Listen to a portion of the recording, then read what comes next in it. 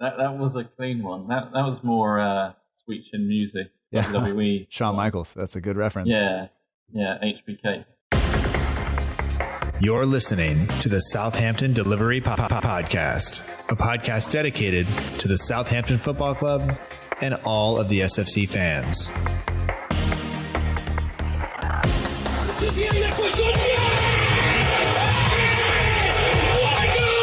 If you want to have guarantees, you have to buy a wash machine. Fonte with a scooping header.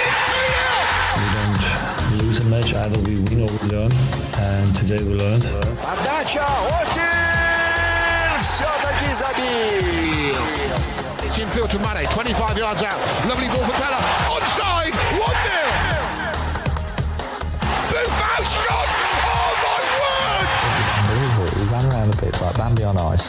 It was very, very embarrassing to watch. And now, your host, Matt Markstone. Hello and welcome to another episode of the Southampton Dellivery Podcast, a podcast and newsletter dedicated to the Southampton Football Club and all of the SFC fans, and available right here on SouthamptonDellivery.com. My name is Matt Markstone. I am the host of the show, and no matter where you are, no matter how you may be listening, whether this is your first time or you've been here before, thanks for making the show part of your day. I hope that you enjoy it. And if you are joining us for the second time, some new listeners last week, hopefully if you listened in last week and maybe you disagreed with what Chris Rand had to say, hopefully you were respectful when delivering that message to him. But I just want to remind everybody, we all want the same thing. We all want the club to do well. And finally, this weekend, they did. They finally got a win in the league, their first in 10 tries, and it felt really good. It looked really good. And Nathan Tella looked really good. And unfortunately for Danny Ings, he went off. He's due to be out for somewhere between 3 and 4 weeks. Hopefully he'll be back, according to Ralph, after the international break. But we were unaware of exactly how long it was going to be when I spoke with this week's guest, Jake Hughes.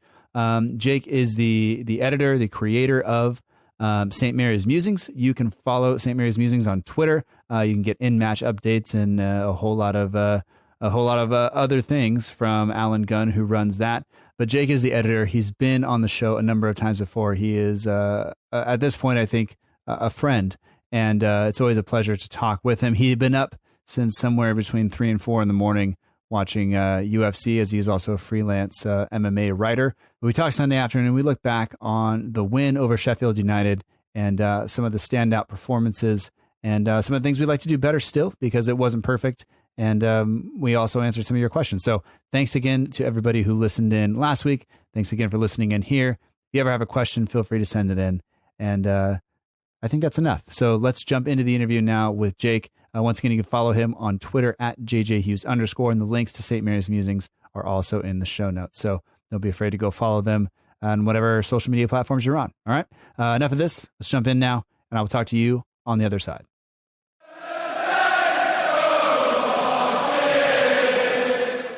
I'd like to welcome back to the Southampton Dellivery Podcast, Jake Hughes. You can find him on Twitter at JJHughes_. He's also the editor of St. Mary's Musings, and you can get links to that, or all of it, in the show notes. Jake, how are you? Welcome back. Big win to talk about. First time in, or only the second time in 2021 we've been able to talk about a league win. So welcome back, and how are you? Great to be back, Matt. Thank you for having me. It's lovely to be able to talk about a win. I think I did pick this game to talk to you about, thinking that we would get a result, and this was pre our awful run. So yeah, it feels good to be talking to you after a win. There's also feelings of relief because I don't think anyone expected yesterday's game to be as important as it was. So yes, it's great to talk to you. Yeah, I think, at one point in the season we would have looked at a trip to Sheffield United, a trip to Bramall Lane is just 3 more points to help us cement our position in the top 4, or at least maybe in the European places. And now it's just like, well, let's just get 10 points above the relegation zone, and maybe, we'll just worry about finishing mid-table again. So definite change in tone from one point in the season. But it was good yesterday to get a win, and we're talking on Sunday, so it was good for Saturday to get a win. Hopefully, just shake off the kind of maybe shake off the cobwebs of learning how to do it, right? Like, it's been a while since we've put away a team like that. So It was nice. But just for people who, if they're not familiar, St. Mary's Musings is SB Nation's Southampton site. You are the editor of it. You can get transfer news, you can get injury news, you can get match reports, and you and Alan Gunn together do. Alan does a lot of the match day Twitter stuff. But from my perspective, it's good value to get on there and just watch Alan, really go for it on Twitter sometimes, which I truly enjoy. Yeah. He's great. All social media stuff I can't take credit for. It's all Alan, and he does a very good job.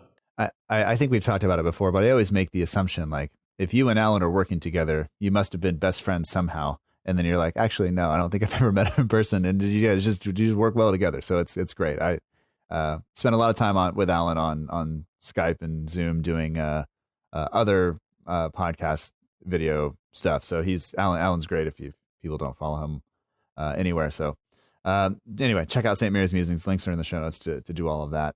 And yeah, I'm really excited to talk to you about a win. And kind of one of the things I'm going to ask you right away is, that match at Bramall Lane, Ralph celebrates 100 matches in charge of Saints and gets a win for it. We talked a little bit last week. Obviously, if people listened last week if it was your first time, Chris was on here and he was very much, questioning whether Ralph should still be at the club. His feelings are that Ralph should go.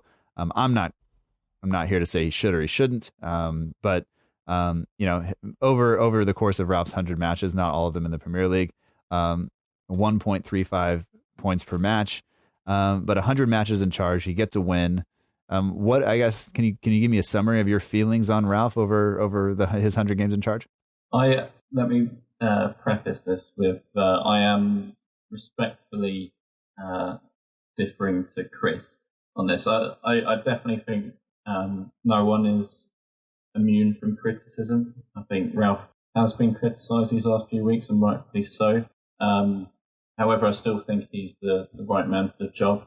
All you have to do is look at our early season form and how we performed the latter stages of last season. I think he is the right person to be leading our club. I feel like a whole lot of mitigating circumstances around him, like lack of squad depth, injuries to key personnel, have hampered his progress with Saints. And I feel like the main flaw you could point out of Ralph's is his seeming inability to come up with a plan B, a different way for us to play with the personnel we do have. However, I feel like Carl Peters has somehow emerged into this sort of absolute vital cog at Southampton in general. And I feel like no matter what system he'd play, he'd still be missing that right back. Mm-hmm. So I feel like, yes, you can levy Ralph with the criticism that, he hasn't tried to change things a whole lot, even with our bad form. However, I still think he could pull out, an absolute tactical masterclass against Leeds, as an example, and we'd still lose because we are still missing those key players. Yeah. I feel like if you're going to be looking at Ralph, putting Ralph under a microscope, it will be you can't even say from now because of the Vings, but you look at how he does with this squad, the full squad at his disposal, which, even Romeo's out long term now for the rest of the season. It's going to be impossible to truly sort of get a sense of how good he is with this team, but I feel like, how well Saints are doing before this recent run kind of points towards, how Saints would be shaping up if we did have all our best players available for selection. Yeah, I think Ralph does struggle when we have more than one match in a week to get guys, fit and get the game plan in place. And I praised Ralph, I think, for being, for having a strong identity in terms of the style he wanted to play. I think that's important because I think if you look back at some of the managers we've had in the recent past, that hasn't always been there, or that style has been so boring that nobody likes it. And with Ralph's style, you do open yourself up to get carved open if things don't go well, but it's also a much more exciting way to play. Like, I enjoy watching the team, which I think there's probably a 2.5 year period where most fans were kind of like, this isn't fun to watch. This is supposed to be entertaining, and it's put us all to sleep. And so, and on the flip side of that, you have to find ways to protect yourself and shore up the defense, and also find ways to put guys in positions to succeed. And not having Kyle Walker-Peters, not having another right back to put in there. That's not all down to Ralph, but Valerie and Vokins did go out on loan even in January, and so you have questions as to whether or not they have a long-term future at the club and everything else. But once again, that's not just Ralph. That's probably the full hierarchy being involved, and he's still paying for decisions that were made under previous regimes. And I'm not going to say that Les Reed didn't do some things that were really good for the club, but some of those contracts that he gave out in kind of the later years of his tenure, him and Ralph Kruger, we're still dealing with the after effects of that. Even though Jordy Classie's not on the books, having to come to some sort of an agreement to get him off means that money was spent to kind of pay him off and watch him go play elsewhere, and that means we don't have that money to spend now. Think about Wesley Hoot, and there's all those other things. So I don't want to be too critical, but definitely Ralph has some things to work on, and I think if he didn't, he would probably be coaching at a different club in the Premier League. Yeah, he wouldn't be at Southampton. But there's a really good point you brought up to begin with. Is we've been crying out for a manager for the longest time, probably since Koeman. For a manager to have a clear style of play, and an attractive one to watch, and a successful one as well. Ralph has clearly got a certain way of playing, which, when it works, is amazing to watch. Yes, you'd like to see him be perhaps pragmatic when it needs to be, to avoid certain score lines going against us. What the kind of ones that near 10. It's only happened twice, man. I know. But twice is way too much. But compare Ralph to, we have Mark Hughes before him. What was our style of play under Mark Hughes? We didn't have any identity whatsoever. So you can't complain too much about the style of football Ralph's instilled into the squad. It's not just the squad, the whole club. And then complain when it's not working, because we've been crying out for this for ages. There's definite rooms for improvement, but I do feel like squad depth is the thing that's mostly hampering us at the minute. Yeah. I'm reluctant to. It does on paper it does sound pretty mad, even just saying this out loud. But we have witnessed 2 9-0 defeats to Ralph Hasenhüttl, and in my lifetime, I've never seen Saints beat 9-0 once until he's been in charge. But I'm still very, very reluctant to criticise him, because I feel like the way I see Ralph is he's pulled Saints out of the doldrums. Being a Southampton fan, you do have to go through plenty of troughs before you hit a peak. And we've been enjoying a lot of peaks recently. Yeah. This has been one almighty trough since our defeat to Leicester. But I have full faith that he is the man that can take us out of this mess. And I don't think there are many reasonable managerial targets that could do a better job than Ralph is at Southampton. I'm still very happy with Ralph as the manager, and I definitely think that criticism in certain places is completely warranted. But I also say I think sometimes we have short memories as football fans, right? Like it's easy to think back about how bad the teams were to watch under Puel and Pellegrino and Hughes, and then also complain now when the team doesn't have the depth that is required to play the system that Ralph wants, and then we get beaten. And I don't know, like if you're trying to instill in the players, we're playing this way even when it doesn't work, right? Like we've watched other teams as well, like sometimes City or Liverpool or Arsenal or whoever, they try to play the ball out of the back. They make a mistake, the other team scores, and that's just the way it goes. And but overall, in the long term, like that clearly identifiable style of play is something that I want to see. And I think, when you look back, if you were to watch, highlights of a game, you could almost pick out, oh, that's Pochettino's team, that's Koeman's team.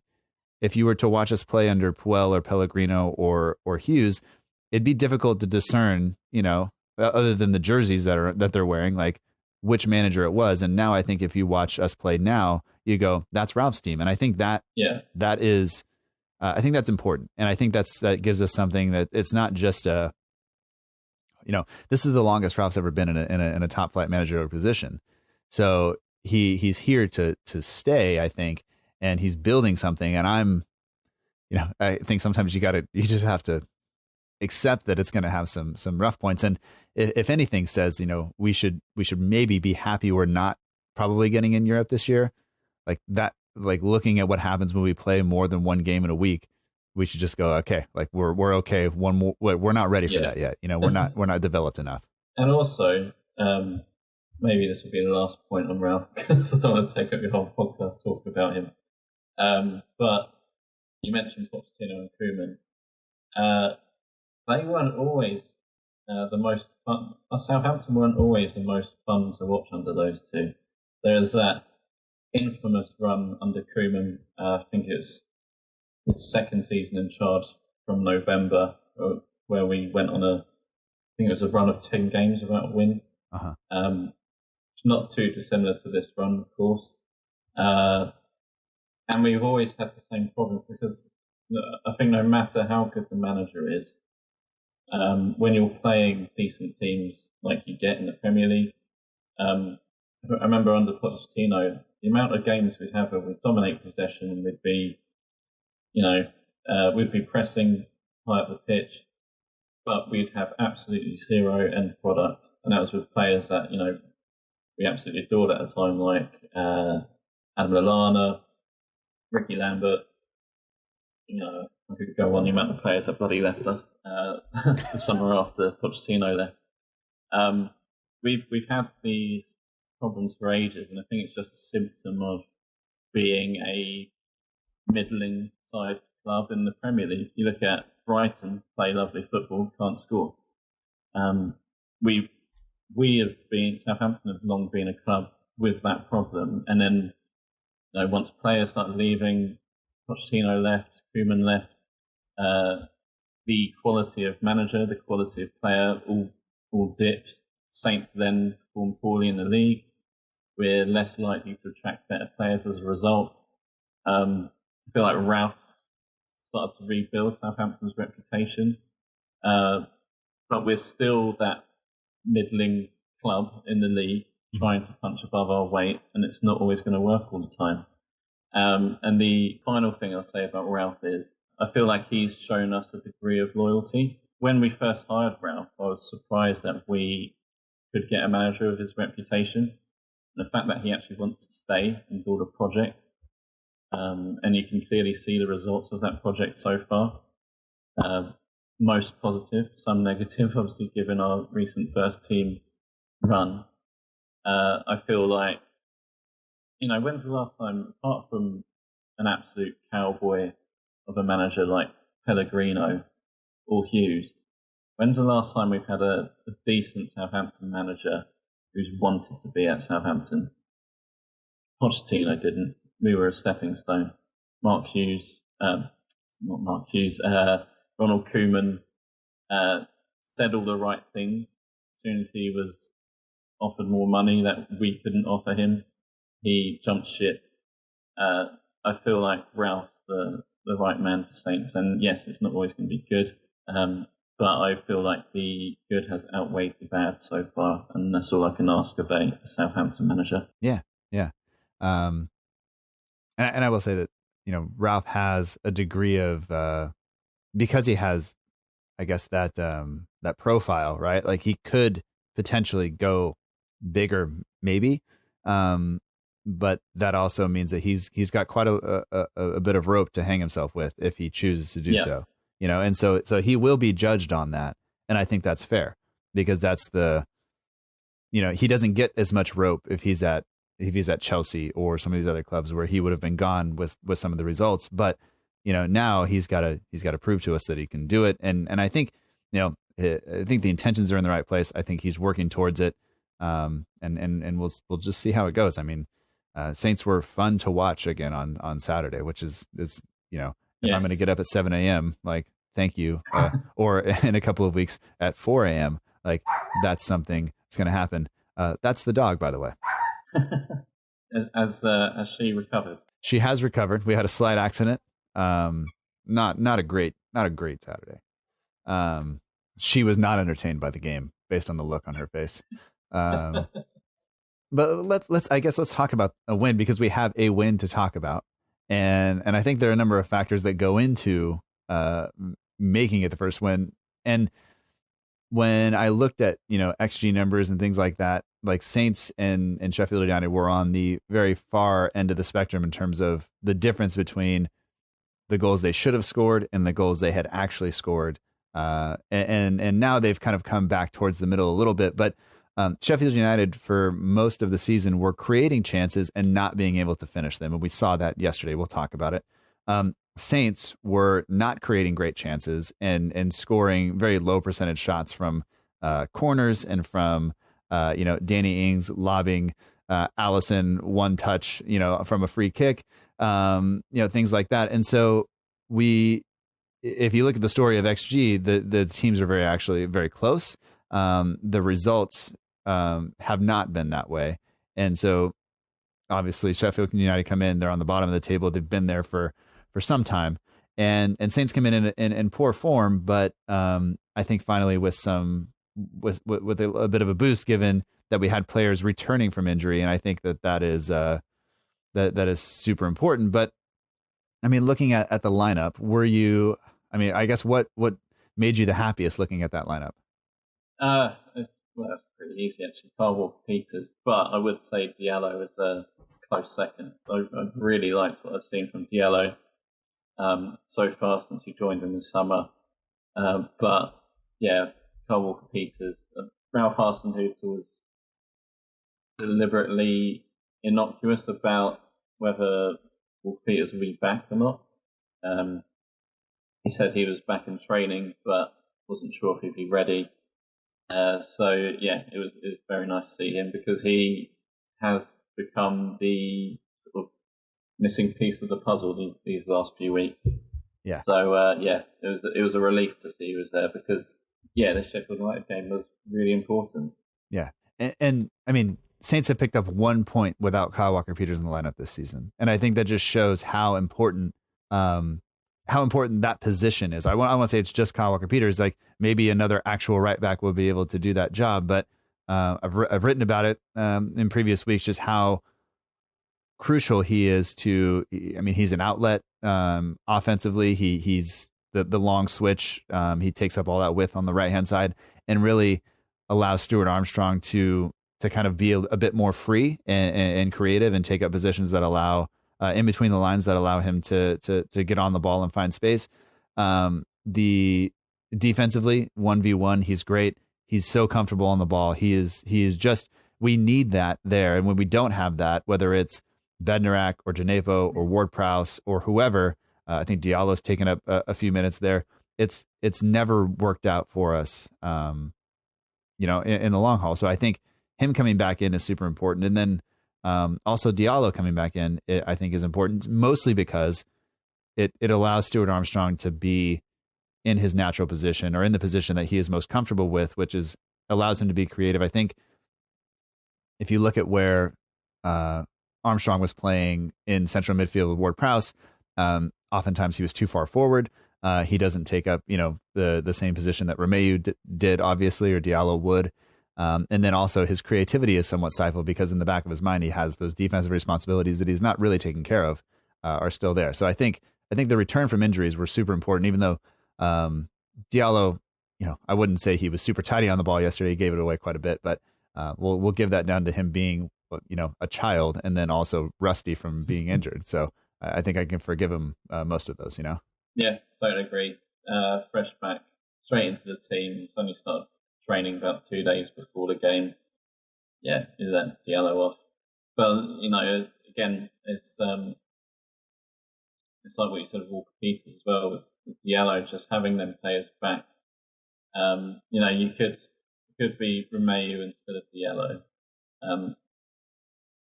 That presence of an additional central midfielder alongside Ward-Prowse means Armstrong's freed up. With Walker Peters back at right back, a natural right back, means Bednarek's not shoehorned out there. And as much as I've liked seeing Salisu actually play for Southampton for the first time and since joining the club in this recent run, I feel like the established centre back pairing between Bednarek and Vestergaard seems to be our best option at the minute. So just having a natural right back again means Bednarek can play in his strongest position. And I felt like that was a key component to our win yesterday. Brewster did find some joy down that side of the field, but we stamped it out pretty well. And Bednarak 1v1 defending does a decent job. He's going to do that. Vestergaard's going to come and kind of be the guy that plays the ball most often. Bednarak's the firefighter, like Ralph described him as that before. So I'm totally fine with him doing that. So Diallo still had, I think, the third highest in terms of completed passes. He still had the third highest percentage on the team on the day. He did get dispossessed quite a few times, but once again, we'll forgive him that, given the things we mentioned earlier. So I believe it was Diallo who played Tella in as well for the penalty. Yes. It's obviously a key part of the game as well. Yeah, that's the best transition we're ever going to get. So we won't even try to play it off like we meant it. But trying to list positives about the game, like the first thing I think both of us would have put down is Nathan Tella, because he gets the start. And I guess how important was that for you? We've seen Redmond up there in recent weeks. Che Adams being sent to the bench, and people have questions about why Nathan Redmond is starting. And today or Saturday it was a different Nathan, and Tella gets in, and I mean, I don't know if it's just like youthful exuberance, if it's just not understanding, hey, you're supposed to be more nervous than this, or whatever it is. But he, I want to say in the first 10 minutes, had gotten guys yellow cards, had picked up or earned, I think, 3 free kicks, I think, inside the opening 10 or 15 minutes. I was really impressed with the performance he had yesterday. Yeah, it was his best performance for Southampton yet. I've been kind of reluctant to see him start, to be honest. From the sort of substitute appearances I've seen, I don't know, I don't want to be harsh on a young player, but I kind of got the impression he might be a bit of a headless chicken. Okay. And I actually thought Dan and Lindeloo looked better from the flashes I'd seen.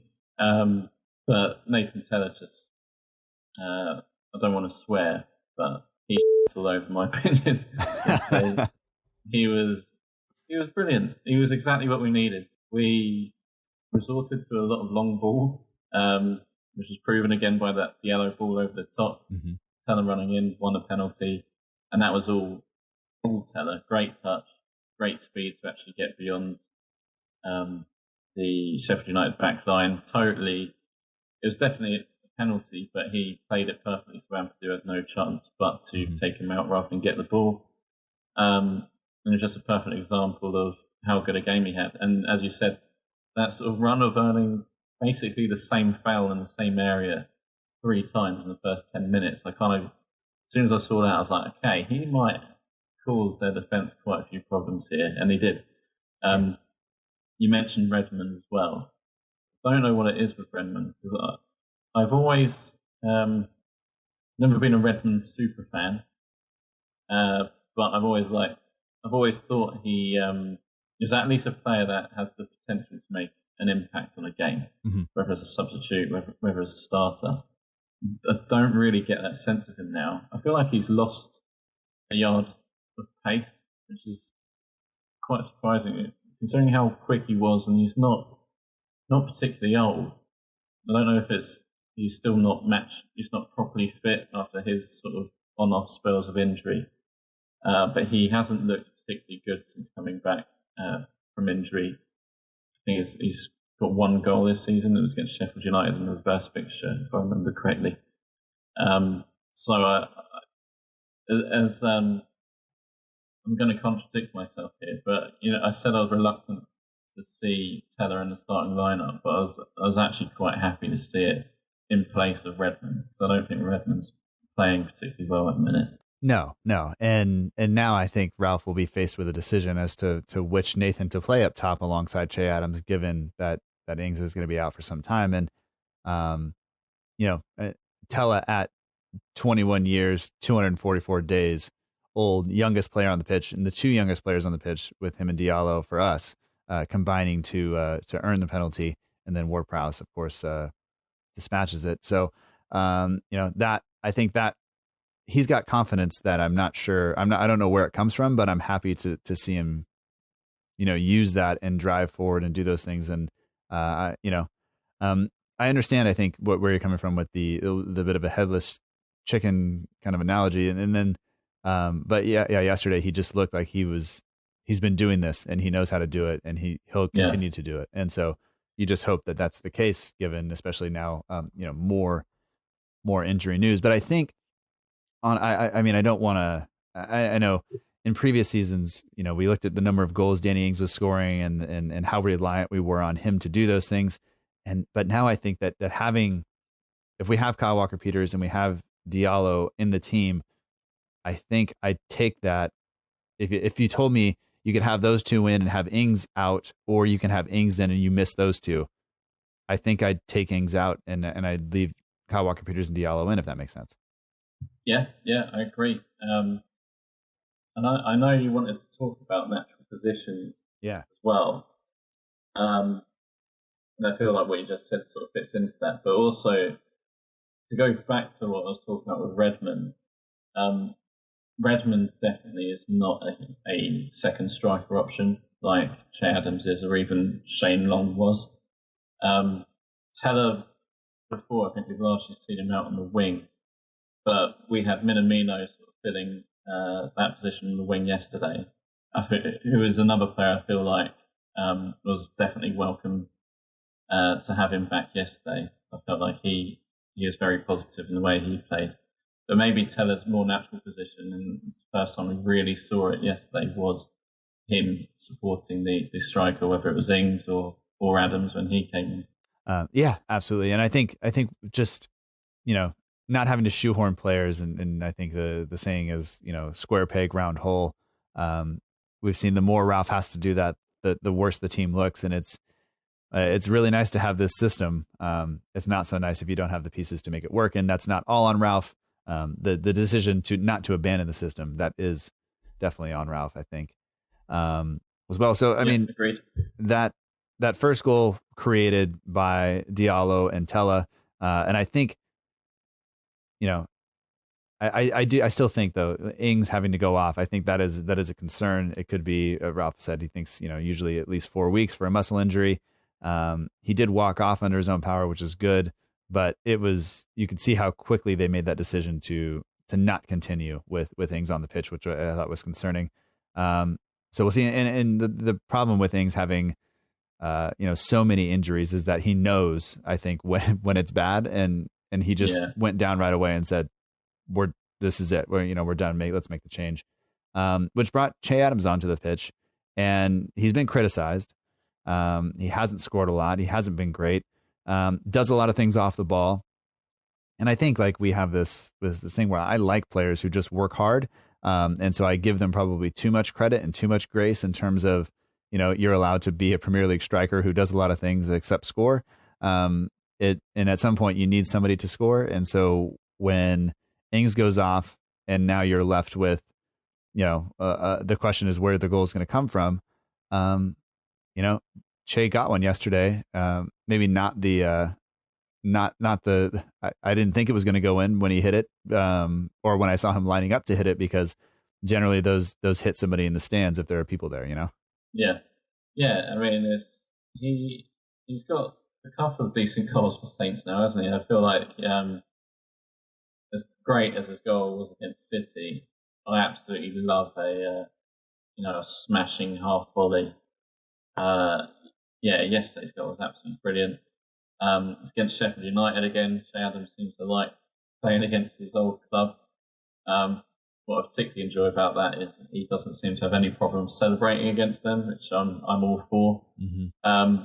But aside from the goal, I actually felt like it's the best game he's played for Southampton for probably since this whole run of losses and one draw. He looked fit, which I don't know whether his poor form coincides with playing with a lot of games. But he was chasing down absolutely everything. It might be because he was dropped again. He might have been motivated by that. But I felt like he basically played a whole game really, Mm-hmm. with things going off so early. And I felt like he did everything he had to do. He only really had that one half chance, and he put that away. He was constantly pressuring their defence, and it was let's not beat around the bush here. Sheffield United have a lot of defenders out, so he bullied an inexperienced back line, which was what we needed. His hold-up play was good. He actually looked quick as well, and I just felt like the impact he made was exactly what Saints needed. As much as it's a blow to the way Southampton plays to have things go off, but you have to also think, like, for morale, when Saints are on this terrible run of form, see their main goal scorer go off the pitch, and his teammates probably knew that he was going to be out for at least a month. That can be a quite damaging moment for a team in a game, just for morale, let alone missing key personnel. Mm-hmm. So for Adams to fill that role Ings had on the pitch was very important, and he did a really, really good job. Yeah, and I think you can watch some of the other things that he normally does in him chasing that ball down to keep it in play, to to put the initial shot in that forces Ramsdale into a save. That then, I mean, it's a terrible clearance, and good on Bertrand for sticking his head in the way of that ball that was essentially launched just to go downfield, and it was probably going to go over Bednarak's head if Bertrand doesn't head it up in the air. And just the awareness to not give up on the play. He got himself back on side. He set himself, and Armstrong as well, to just shoulder it down or whatever, chest it down, however he did. I think it finally all comes together. And like you said, he did celebrate, which if he celebrates against us, I won't feel that way if he moves on and celebrates it. But for now, you got to give it to him. And he didn't play for them, I don't think, a lot as a first teamer, so maybe that's why. So he was much younger back then. Yeah. Quick question actually, which I forgot to ask about the Adams goal. Yeah. Did you celebrate it when it first went in? Because I was absolutely convinced that Armstrong was offside. Yes, down. So yes, I did. But I spit my oatmeal out a little bit because I was eating. Because it's 7:40. All right, at that point it was 8:00 in the morning. So I made oatmeal at halftime, sat down, yelled some choice words when he hit it, because it was one of those goals. And then I guess in all of that hurry, then only later to figure out that, hey, was there any indication that Armstrong was outside? But he did just enough. By the time it hits Bertrand in the face, he's actually onside by at least 2 feet. So it was so the first replays we got in, at least in England. I'm not sure if the Premier League broadcast was different in the US on NBC, but the replays only showed this one centre half who was clearly in front of Armstrong. Okay. So I didn't celebrate it at all. And for the longest time, I was absolutely baffled as to why VAR wasn't even mentioned. There was no delay in the restart at all. It just went from replay to kickoff again. It was only after the game you got a proper view of the pitch during the replay, and you could actually see he was clearly onside. But yeah, I didn't actually celebrate when it went in, so I was convinced that Adams was going to get robbed of a goal. But thankfully, that wasn't the case. And I mean, that could have been a huge momentum swing if it happens, right? Like, we're feeling pretty good, and then to have that taken away, it just goes like, oh no, and because that's another. You talk about creating good chances. Wasn't necessarily a great chance. Like that's a low percentage shot.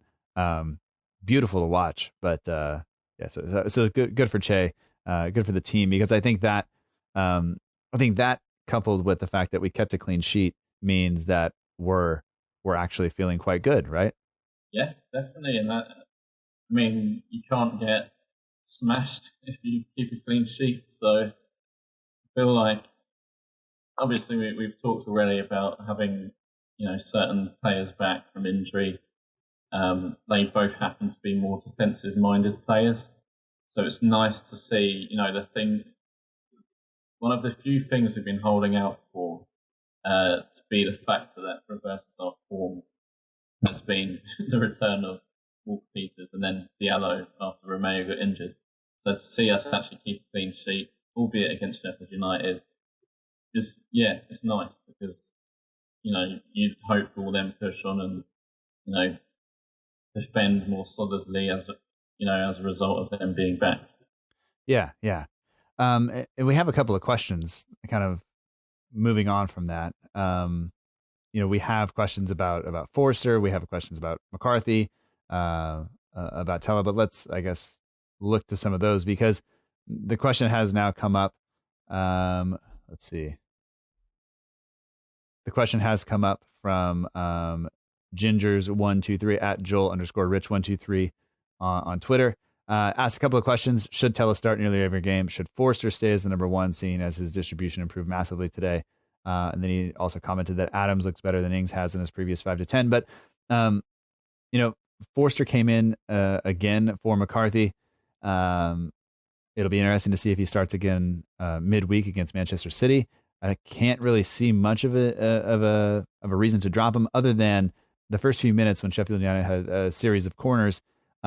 Forster came and failed to get to 3 or 4 of them in a row, and that reminds me of Fraser Forster lacking confidence a little bit in that time. But he, I think other than that, wasn't super busy, but did sweep up quite well. I thought his kicking was okay. McCarthy is terrible at that. He's one of the worst in the Premier League. So anything is an improvement over that. But overall, what's your take on the Forster versus McCarthy situation? I'm all for Forster being back. I think on previous podcasts I told you I've never been 100% sold on McCarthy. And although I think, if you look at McCarthy's average performances for Southampton, you'd say he's done better than he has done badly. Again, certain games aside, it's nice to see him forced back. I'd like to put the lack of conviction in collecting up crosses down to just a lack of game time. Just seeing Forster back is, one, it sort of brings me back to the Koeman days, which is quite nice. Secondly, before he got that knee injury, during his first run as Saints starting goalkeeper, he got that knee injury against Burnley. He was, in my opinion, one of the best goalkeepers in the league. He came back after that injury and never was quite the same, and confidence dipped. I know there was a lot of talk about his mental health, and it appears his loan move back to Celtic last season was really beneficial to him. And I actually wanted him to go straight back into the first team when he returned from Celtic in the summer. So I'm really happy to see him back. He made some key saves and key some key moments of decision making yesterday. And it's also worth noting that he was our goalkeeper for that Liverpool game as well. And I felt like he was a big reason why we kept a clean sheet against Liverpool in January. So I'm happy to see him back. There's always going to be that feeling a mistake could be coming with Forster, but I feel like that's the same with McCarthy. And as you look across the Premier League, I think every single goalkeeper in that league is prone to, but they at least have a weakness. We've even seen Alisson in poor form over these past couple of months. So I'm happy to see Forster back. I think he's a big presence. And you mentioned his distribution. It's always been one of his better qualities. If he can keep up the kind of thing I saw yesterday, apart from those crosses, I'm happy to see him back. Yeah, I'm just trying to think off the top of my head. I can't remember Alex McCarthy's last win, because obviously Forster was in goal for the Liverpool match. And so just going through my head, I can't. I mean, that's not great. It's not a great. That's not a great. No, it's not. That's not what you want. So yeah, it's not good. And you know, it's difficult because oftentimes goalkeepers, you look at some of the goals we were conceding, and they weren't necessarily his fault. He wasn't making errors. But he wasn't really given a chance on some of those goals. But then at the same time, at the end of the day, it's on you, you know. And you're not David De Gea, you know, you're not Ederson, you're not bringing some of those other things to the team. And so I think that's what it is. According to Football Reference, his last win was the 13th of December against, wait for it, Sheffield United. Oh, that's scary. I should say. I mean, and there's also the other element of, and this is something that Ralph will know better than us. Ralph is definitely a manager who is involved in training, and he may see more leadership qualities as well from a character like Forster, who does have a lot more experience than McCarthy does. So that could be another decision why, you know, let's face it, this Southampton team is battered, bruised, beleaguered, another word beginning with B. Maybe the decision was also just he might be a better organiser of the defence. He may have shown some leadership qualities behind the scenes at Saints. He's been around the block much longer than McCarthy, who before coming to Saints was mostly a backup goalkeeper. So that could be another thing. I actually was quite impressed with just from a visual, from an optics point of view anyway. He seems to let his voice be heard and boss his defence around, which is what you want to see from a goalkeeper. Yeah. And I should say the similar question also came in from Sam McGee, who is the father of one of the patrons, said, should Forster be given a run as number one? And I think our answer to that is yes. I think he's done nothing to lose his spot. It's one of those, it's a why not? Yeah. Why not? He's not going to do any worse than McCarthy, and I'm not saying McCarthy's been, the reason why we've lost all these games. No. I think Forster has shown throughout his time at Saints, he's not, Angus Gunn, when he had his run, there was all these stats about his poor shot stopping. Never had that problem with Forster. So I think as long as Forster can, Forster, from everything I've seen, from the games I watched, which was probably, I can count on one hand, but everything else I've read about Forster during his time at Celtic, he was brilliant for them, and they wanted to sign him permanently. So if he's got his confidence back, which apparently was the reason why he was in such poor form with us before he first got dropped, I think why not stick with him? And it might be, just another little thing we could do to boost the team. Yeah. I just hope that he continues to play well, and hopefully his confidence comes back and we continue to win matches, which is ultimately what I want. And I think that's what we all want. It kind of goes without saying.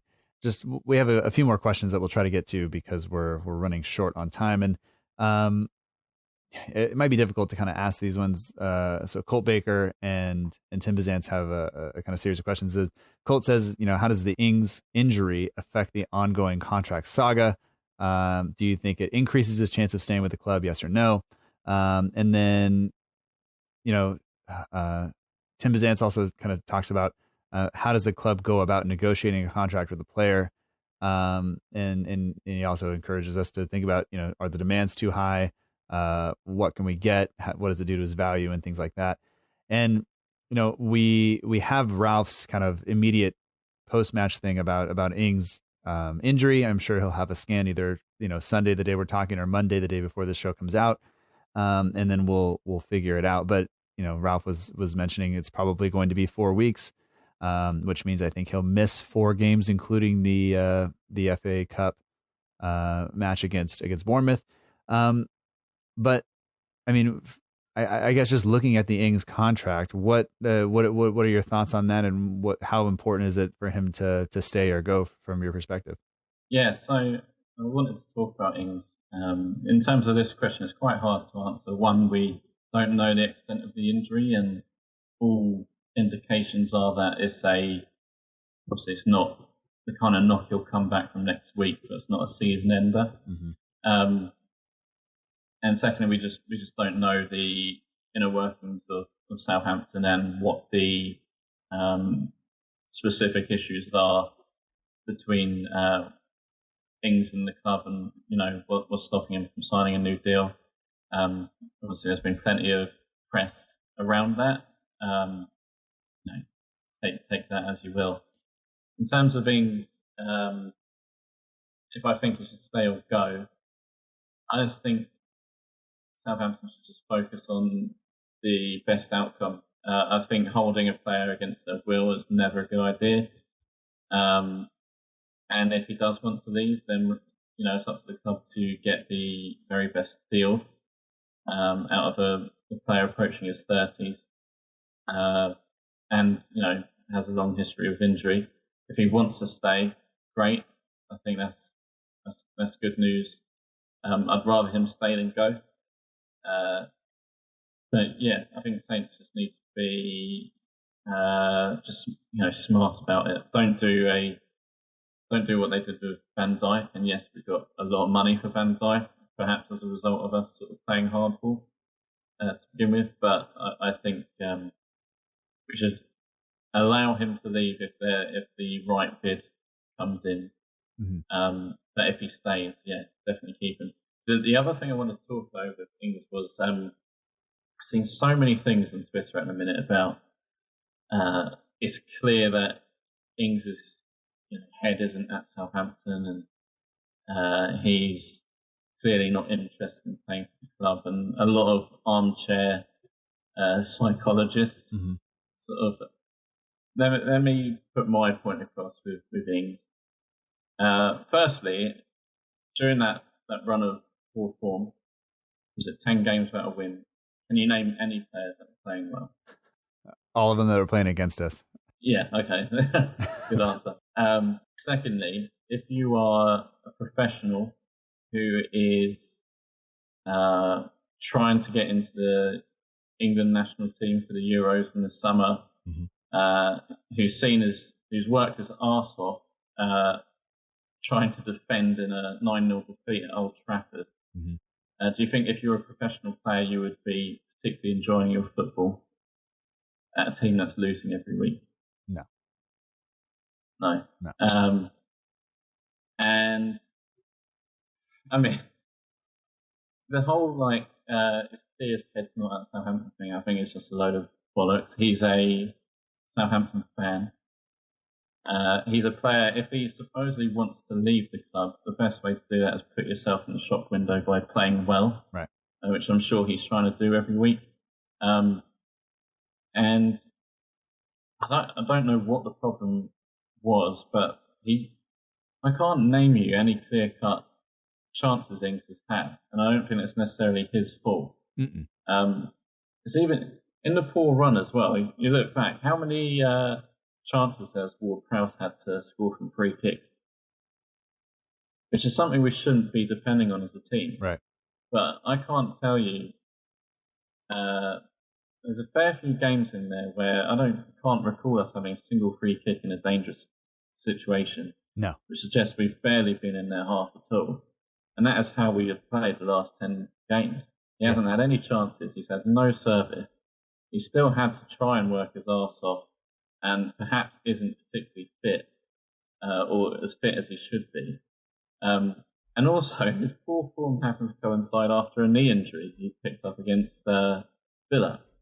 Yeah. So you have all these different things, and you can't just put it simply down to he wants to leave, therefore he's playing badly.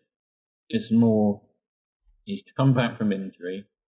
He's got injured again, by the way, which suggests he hasn't been fit at all, as I think is the case for a lot of players in the Premier League in a minute.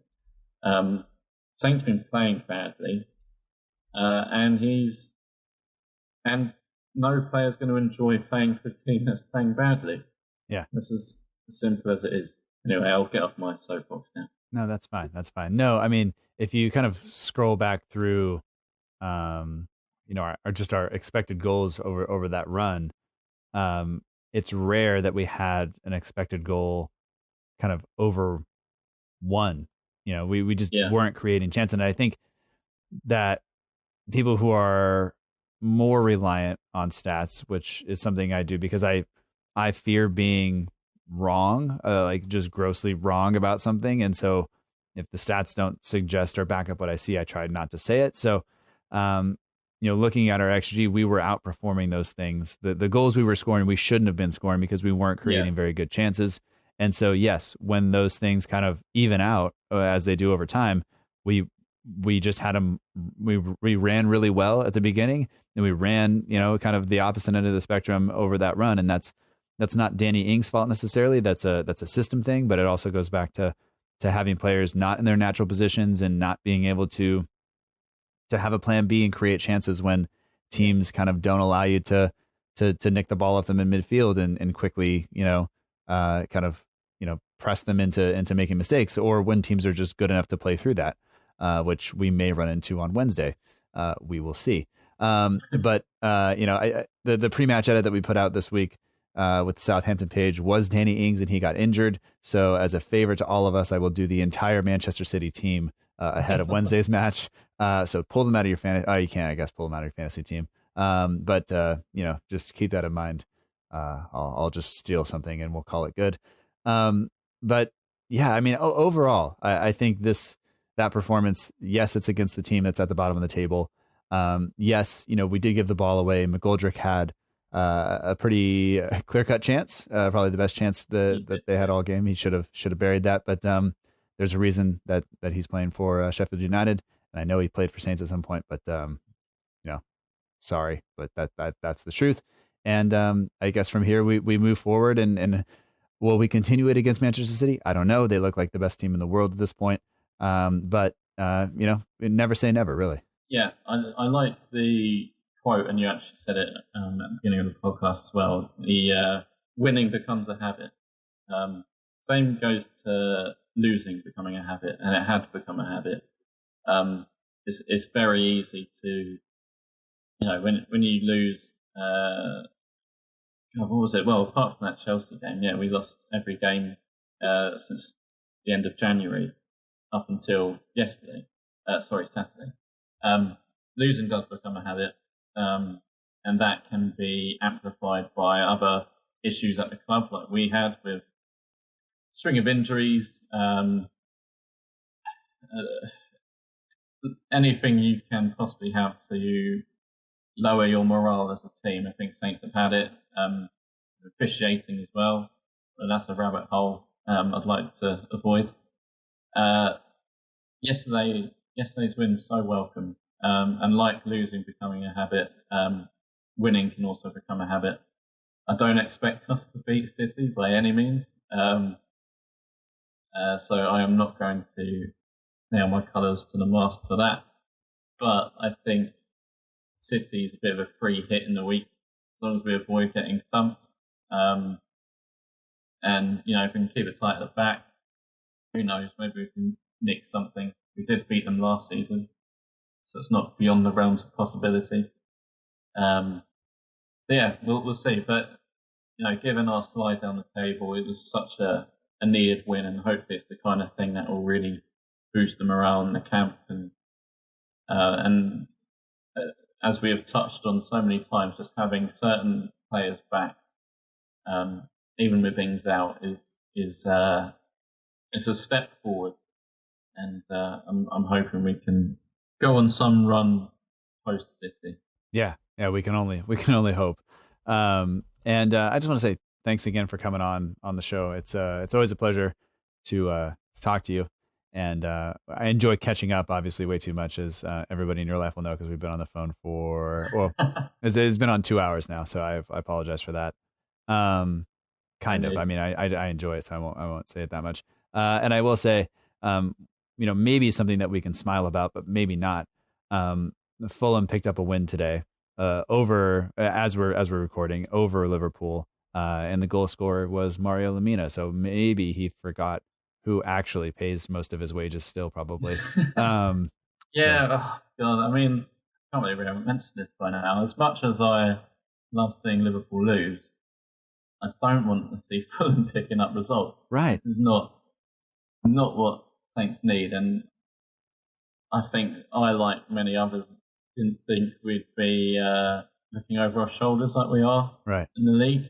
But Fulham are quite concerning. I mean, they were extremely unlucky in the week as well, against Chelsea. So let's hope they're not turning a corner. Their only goal difference behind Brighton now, and I mean, we're once again looking at the closest away fixture being London. If Fulham managed to overtake Brighton, because obviously, you know, the lot down the road aren't coming up anytime soon. And I'm not necessarily referring to Bournemouth, who are also going through some struggles. So, you know, I guess when we say there's only one team on the South Coast, it's not a lie. So we'll go with that. But I just want to say thanks again, Jake. If people want to follow you on Twitter, they can do that. It's at JJ Hughes _.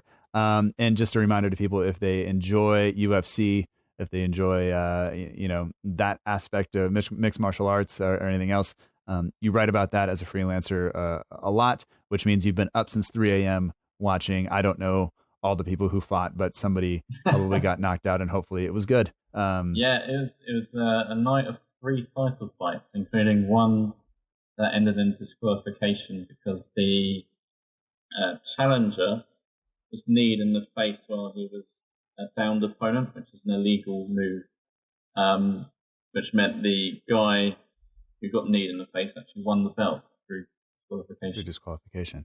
Well, at which least is something you don't see often in MMA. So. No, that's a VAR controversy, it sounds like. Yeah, this was a clear-cut one. This wasn't a offsides, bring out these weird lines and angles. This was oh God, yeah, he got kneed in the head really badly, and can't continue. So yeah, that was interesting viewing at I think that was around 4 this morning. So I'm still going strong. Yeah. Any kicks to the head as clean as the one Che took? That was a clean one. That was more Sweet Chin Music. Yeah. WWE. Shawn Michaels. That's a good reference. Yeah. HBK. No head kicks. All right. From what I recall yesterday, at least not on the main card. I cheated a little bit and only watched the main card. I didn't fancy staying up from 11 then watching on from there. Yeah, no, I don't blame you. But thanks a lot for staying up to do this, and I hope the rest of your day, however many hours you have left awake, I hope it goes all right. Cheers. And it's great talking to you and catching up for the podcast and talking Saints for the podcast. It's always good fun. All right, man. We'll do it again. Yes, definitely, and hopefully after a win again. Yeah.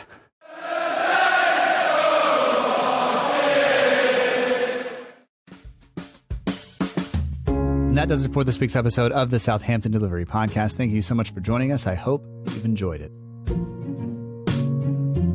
Special thanks, as always, goes out to this week's guest, Jake Hughes. You can follow him on Twitter at JJHughes_. You can also follow St. Mary's Musings All of the links are in the show notes for you to do that, so do not hesitate.